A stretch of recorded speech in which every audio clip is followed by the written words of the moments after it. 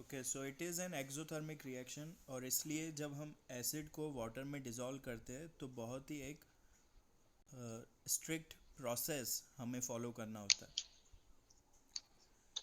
You can never dissolve water in acid. ठीक है, कभी भी आप पानी मिक्स नहीं कर सकते एसिड में. डिफरेंस समझो. अगर आपके पास एसिड है, कंसनट्रेटेड एसिड, और अगर आप उसमें वाटर ऐड करते हो तो वाटर और एसिड एक दूसरे के साथ रिएक्ट करके बहुत ज़्यादा हीट बनाते हैं. ये हीट आती कहाँ से है? एसिड से आती है. तो इतना सारा अगर एसिड होगा तो हीट भी बहुत ज़्यादा बनेगी, और हो सकता है कि वाटर के डालते ही इस सॉल्यूशन में स्प्लैश हो. ठीक है, जैसे गरम तेल में पानी डालते हो तो कैसा होता है? स्प्लैश होता है ना, उसकी बूंदें चारों तरफ फैल जाती है. एक्सपीरियंस है सबको कि नहीं है इस चीज़ का? हेलो. जी जी जी सर, जी जी जी. यस सर है. अगर एकदम गरम तेल हो, उसमें कोई चीज़ हम डालते हैं, स्पेशली अगर गीली चीज़ हो, तो उसी वक्त उसमें वो तेल की बूंदें जो है वो आसपास उड़ती हैं, स्प्लैश होती है. वैसे ही जी अगर एसिड में अगर आप पानी डालोगे तो इसमें स्प्लैश हो सकता है, और स्प्लैश की वजह से ये इसकी एसिड की बूंदें जो है वो आपके हाथ पे लग सकती है, आपके चेहरे पे लग सकती है, और उसकी वजह से बहुत ज़्यादा नुकसान भी हो सकता है. तो क्या प्रोसीजर होता है? प्रोसीजर ये है कि आपको वाटर लेना है. ठीक है, पहले आपको वाटर लेना है और उसमें एसिड ऐड करना है. तो इससे क्या होगा कि एसिड कम अमाउंट में है और वाटर ज़्यादा अमाउंट में है, तो पानी उस हीट को एब्जॉर्ब कर सकता है. एक तो एसिड धीमे धीमे ऐड करना है, थोड़ा थोड़ा करके, तो जो भी हीट बनेगी वो थोड़ी थोड़ी बनेगी, और वाटर उस हीट को एब्जॉर्ब कर सकता है. तो एसिड आपको ऐड करना है, वो भी कहाँ से? वॉल से. कहाँ से ऐड करना है? वॉल से. कि वॉल से धीरे धीरे जाना चाहिए नीचे, डायरेक्ट इसमें नहीं. डायरेक्ट गिरेगा इसमें, यहाँ से ऐसे डायरेक्ट गिराते हो तो स्प्लैश हो सकता है अभी भी. तो आपको वॉल से धीरे धीरे करके ऐड करना है, वॉल टू वॉल ऐड होना चाहिए. एंड साथ साथ में एक स्टरिंग, स्टरिंग यानी कि आपको उसे अच्छे से मिक्स करते रहना है. थोड़ा थोड़ा एसिड जाता रहेगा, मिक्स होता रहेगा. फिर भी हीट बनेगी, ये जो आपका वेसल है वो गर्म हो जाएगा.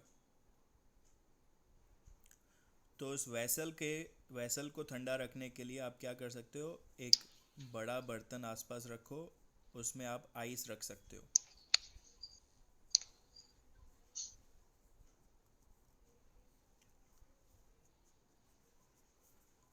ठीक है, तो इससे क्या होगा कि जो आप एसिड वाटर में ऐड हो रहा है, हीट हो रहा है, तो वो आइस की वजह से वो टेम्परेचर नॉर्मल ही रहेगा. प्रोसीजर समझ में आया सबको? सर, एक डाउट सर. हाँ बोलो. सर लाइम भी तो एसिड है, उसमें पानी डालेंगे तो सर नींबू पानी बनेगा. लाइम, हाँ, पर उसकी पीएच इतनी मतलब वो कंसनट्रेटेड नहीं होता.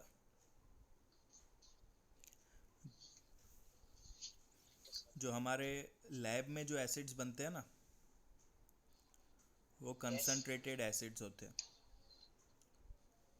फिर उन्हें हमें डाइल्यूट करना होता है. Concentrated acid means?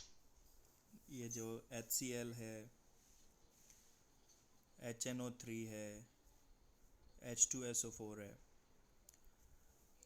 आपने कभी घर को साफ़ करने के लिए कहीं पे बहुत ज़्यादा वो ग्रीन अलगी जमा हो जाती है, या कहीं पे बहुत मैल जमा हो जाता है, ज़िद्दी मैल, तो उसमें एसिड डाल के साफ़ करते हैं, देखा है? जी सर. वो आपने देखा होगा कि यस सर. थोड़ा सा ही उसके यस ऊपर गिराते, सर. थोड़ा सा ही उस पर गिराते हैं तो पूरा धुआं धुआं हो जाता है. उसकी स्मेल अगर आप सही थोड़ा सा बात. उसका थोड़ा सा ही स्मेल करो तो ऐसा लगता है कि बिल्कुल शरीर के अंदर तक जा रही है। Sir lungs. सीवर बोलते हैं ना उसको। हाँ, लेकिन सर जो ऊपर ब्लीच। एसिड जो डालते हैं उसका स्मेल ऐसा आता है जैसे कि पूरे लंग्स तक चली गई हो। वो होता है कंसनट्रेटेड एसिड। वो एसिड अगर आपके ओके सर। हाथ पे गिरता है तो आपकी स्किन को पूरा जला देता है, तो वो इस वजह से कंसनट्रेटेड सर है। एसिड अटैक होता है। अब इसको हम उसमें पानी डाल के उसको डाइल्यूट करते हैं। इन शॉर्ट सिंधी में बोलूँ तो छिड्डा करते हैं उसको। जैसे नहीं, दूध में पानी डाल के उसको छिड्डा बना देते हैं, यस सर। वैसे ही यस। डाइल्यूट हम बना सकते हैं। लेकिन क्या करना है, एसिड में पानी नहीं मिलाना है, पानी में आपको एसिड मिक्स करना है। पानी ज़्यादा चाहिए, उसमें धीरे धीरे एसिड मिक्स करना है, ठीक है।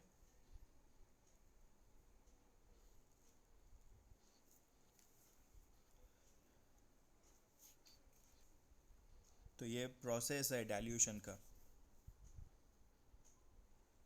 अब बोलो, इसमें कुछ डाउट हो तो पूछो। अगर सर डाइल्यूशन के मतलब डेफिनेशन आएगी तो कैसे लिखेंगे? डाइल्यूशन की डेफिनेशन नहीं आएगी, आपको क्वेश्चन ऐसे आ सकता है, what is the procedure for dilution of acid. क्या प्रोसीजर हमें फॉलो करना चाहिए।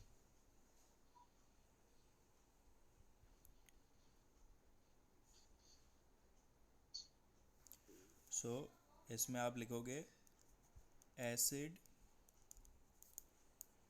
should be dissolved in water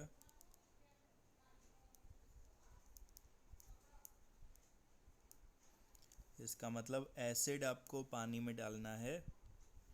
आप एसिड में पानी नहीं डाल सकते, नहीं तो उसमें स्प्लैश होगा, बहुत ज़्यादा हीट एक साथ क्रिएट होगी।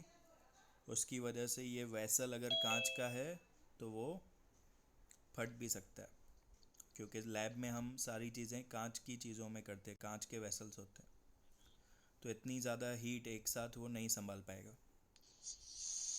तो इसलिए हमें strictly acid should be dissolve in water from the wall of container. acid should be dissolved in water from the wall of container and continuously stirring should be done। यहाँ इधर लिख सकते हो with continuous stirring। with continuous stirring, stirring का मतलब mix करते रहना है। एक हाथ से एसिड धीमे धीमे करके ऐड करते रहने का, दूसरे हाथ से उसको मिक्स करते रहने का, डिज़ोल्व करते रहने का।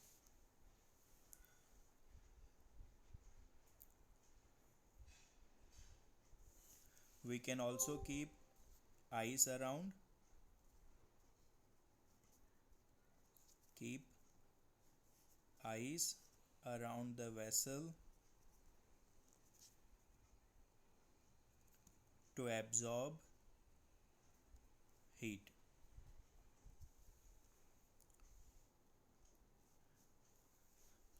ओके, चलो बोलो और कोई doubt.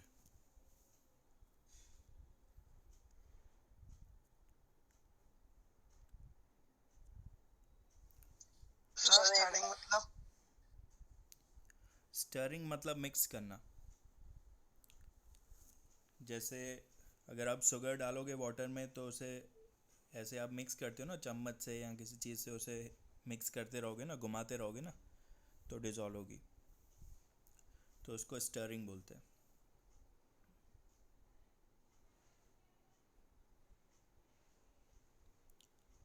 Okay.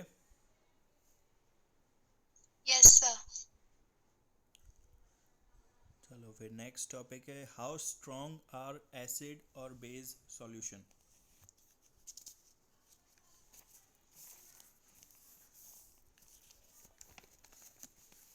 How strong are acid और बेस।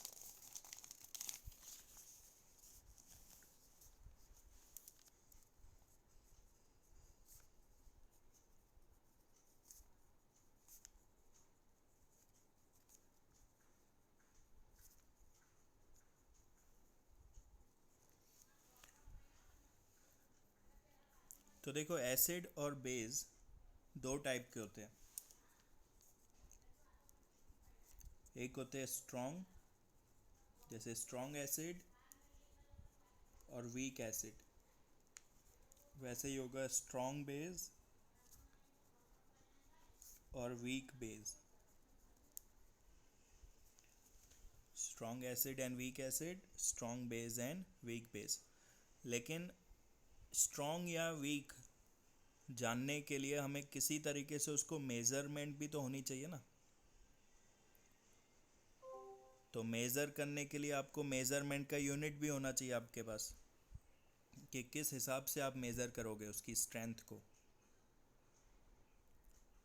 तो स्ट्रेंथ को मेज़र करने के लिए जो एक साइंटिस्ट थे सोरेनसन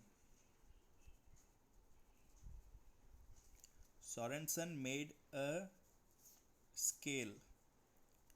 स्केल मतलब एक लेवल बनाई कि इस लेवल से कम है तो एसिड होगा, इस लेवल से ज़्यादा है तो बेस होगा। सर ये क्या लिखा है अपना Sorensen? Made a scale. Sir Sorensen क्या है? सोरेनसन एक साइंटिस्ट का नाम है जिन्होंने ये स्केल बनाई थी। ठीक है। Okay, Sorensen made a scale which is known as pH scale, which is known as pH scale. pH, P मतलब पोटेंशियल और H मतलब हाइड्रोजन, तो ये इसको आप, इसका फुल फॉर्म होता है potential of hydrogen. Potential of hydrogen. अब ये pH स्केल होती है 1 to 14। इसकी लेवल क्या है, 1 से लेके 14 तक लेवल होती है। इसमें अगर वैल्यू 7 आती है तो आपका सॉल्यूशन न्यूट्रल है।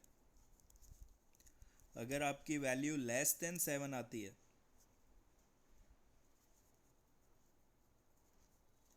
तो वो एसिडिक है, एसिडिक और मोर देन बेसिक। और अगर मोर देन 7 हो, तो इसमें 0 to 14 लिखते हैं, 0 to 14, मोर देन 7 हो तो basic.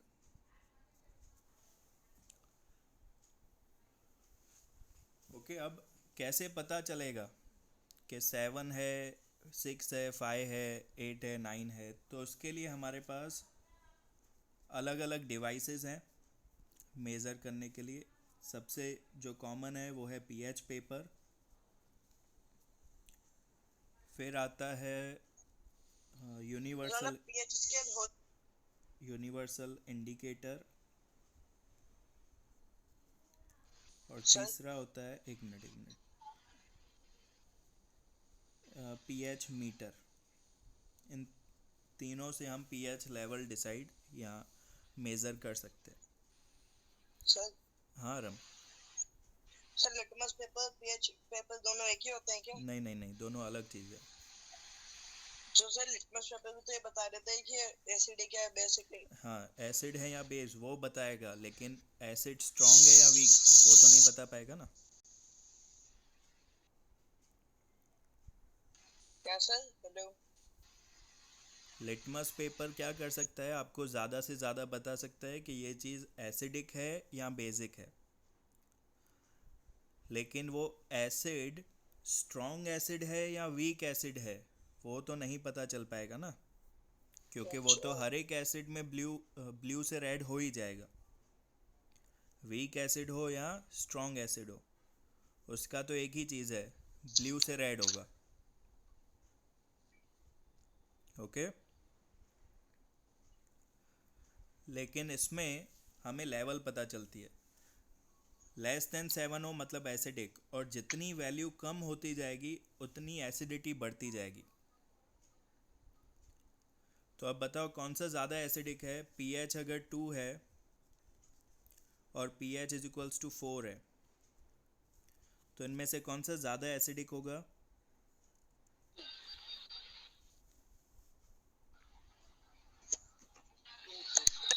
pH4 pH equals to 2 ज़्यादा एसिडिक होगा। क्यों? वैल्यू जितनी कम होगी डिसेंडिंग में जाएगा। वैल्यू जितनी कम होगी उतना ज़्यादा एसिडिक, याद रखना, ठीक है। ओके, अच्छा। और सर जैसे पीएच स्केल है वो नॉर्मल स्केल की तरह होता है क्या? नहीं नहीं, हमने एक कलर इसमें आते हैं, कलर जैसे उसमें ब्लू टू रेड था, इसमें कलर्स आते हैं। पेज नंबर, जिनके पास टेक्स्ट बुक हो तो पेज नंबर 26 देखो, ओके सर। बनी हुई है उस पे यस सर। कलर्स दिख यस रहे हैं। सर। 0 पे कौन सा कलर है? यस सर, बनी हुई है। रेड। ऑरेंज। 0 पे रेड है एकदम। फिर रेड। 1 पे ऑरेंज है। यस। 2 पे थोड़ा लाइट ऑरेंज है यस। है ना। तो जितना ज़्यादा आप पीएच की वैल्यू, मतलब जितनी कम होती जाएगी उतना ज़्यादा एसिडिक होता जाएगा। हेलो सर, लाइट चली गई थी, मोबाइल डाटा से चला दूंगा। हम्म। भूल गया जो आपने वो बताया था ना, पीएच स्केल नॉर्मल स्केल की तरह होता है, वापस बताइए एक बार। पीएच जो है वो, उसमें लेवल्स होती है कलर के हिसाब से। ये जो हम नॉर्मल स्केल जो सेंटीमीटर्स वाली है वैसी नहीं, ये कलर्स की लेवल है। 0 पे रेड कलर होता है, 1 पे ऑरेंज, 2 पे लाइट ऑरेंज, 3 पे थोड़ा सा येलोइश ऑरेंज, 4 पे येलो हो जाता है, 5 पे ग्रीनिश येलो है, 6 पे ग्रीन लाइट ग्रीन हो गया, फिर 7 पे ग्रीन रहता है, फिर डार्क होता जाता है, 10 के बाद ये ब्लू होता जाता है। ओके, मतलब पीएच जितनी कम होगी उतनी एसिडिक है, और ये लेवल्स जो हैं वो कलर के हिसाब से आएंगी।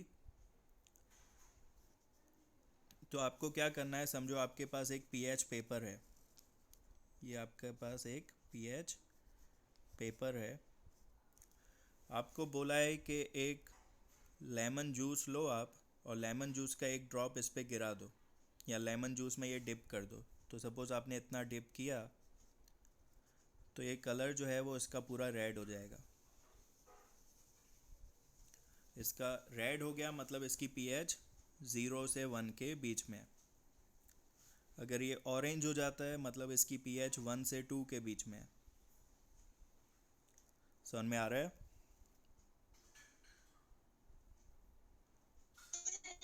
Yes sir. ठीक है, तो एक नॉर्मल पीएच पेपर आपको मिलेगा, वो मेडिकल से इजीली मिल जाता है पीएच पेपर। आप घर पे भी ये ट्राई कर सकते हो, अलग अलग चीज़ों का सॉल्यूशन बना के उसमें ये पीएच पेपर पे उसके तो 2-3 ड्रॉप्स गिरा दो, उसका कलर चेंज हो जाएगा। जो कलर हो उसके हिसाब से आपको पता चलेगा कि वो चीज़ एसिडिक है, और एसिड में भी उसकी लेवल क्या है।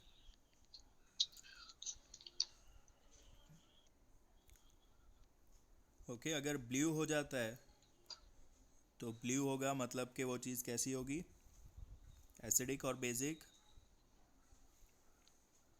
बेसिक। बेसिक। बेसिक। अच्छा, अभी अगर आपको पीएच दिया हुआ है, पीएच इक्वल्स टू 10 और पीएच इक्वल्स टू 12, इन दोनों में से ज़्यादा बेसिक कौन सा है? तो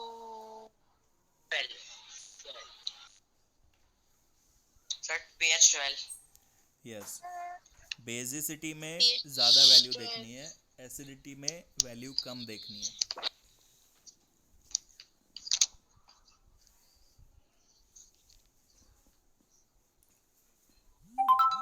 कोई कंफ्यूजन है?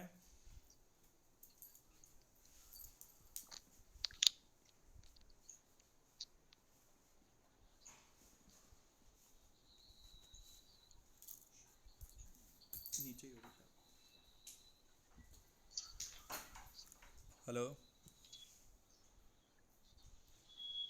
यस। Yes sir. आवाज़ आ रहा है? Yes sir. क्या हुआ लक्ष्य, क्या प्रॉब्लम है?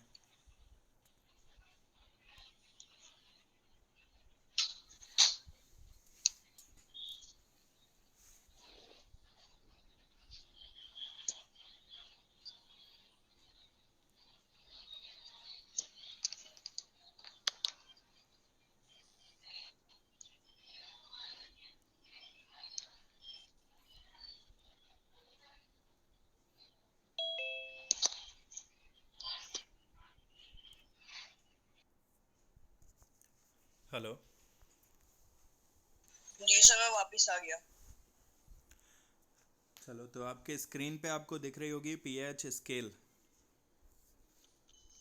जी सर मतलब ये कागज की होती है कि कागज की होती होगी ये तो। ये जब आप लेने जाते हो तो एक बॉक्स मिलता है, उस बॉक्स पे ये बनी हुई होती है, जैसे फेयर एंड लवली पे बनी हुई होती है ना, फेयरनेस की जी सर। फेयरनेस की लेवल 1 2 3, वैसे ही ये ओके एसिडिटी की लेवल वो बॉक्स पे बनी हुई होती है। Okay sir. तो देखो, सर प्योर सर ब्लड का 7.4 वो न्यूट्रल है मतलब वाटर एंड ब्लड। हाँ, ब्लड का पीएच 7.4 ये एमसीक्यूज में और 1 मार्क्स में 1 मार्क आंसर्स में आता सर है। गैस्ट्रिक जूस क्या है ये गैस्ट्रिक जूस? ये जो हमारे शरीर में रिलीज होती है ना डाइजेशन के लिए,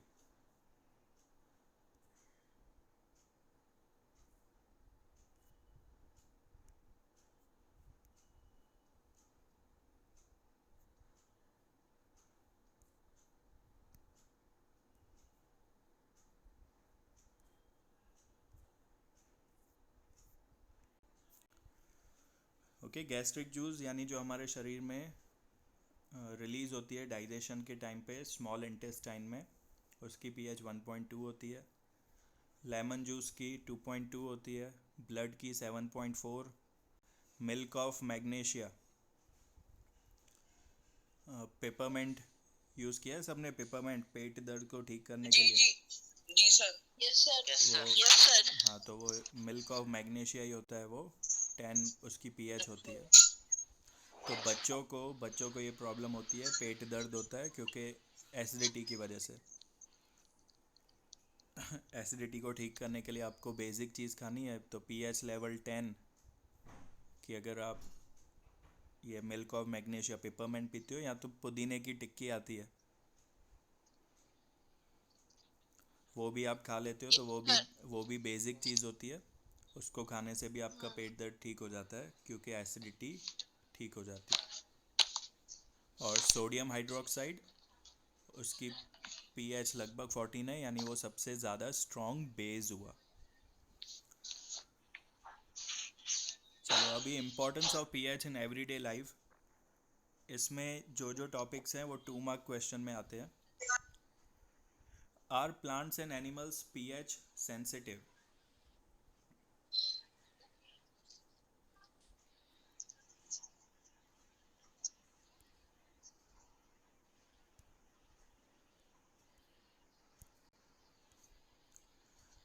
क्या प्लांट्स और एनिमल्स पीएच सेंसिटिव होते हैं? तो our body works within the pH range of 7 to 7.8। हमारे शरीर के अंदर जो पूरा सिस्टम चल रहा होता है वो ब्लड पे डिपेंड करता है। ब्लड की पीएच कितनी है? 7.4। तो 7.0 से 7.8 के बीच में हमारा शरीर जो है वो मेंटेन करता है हमारी पीएच।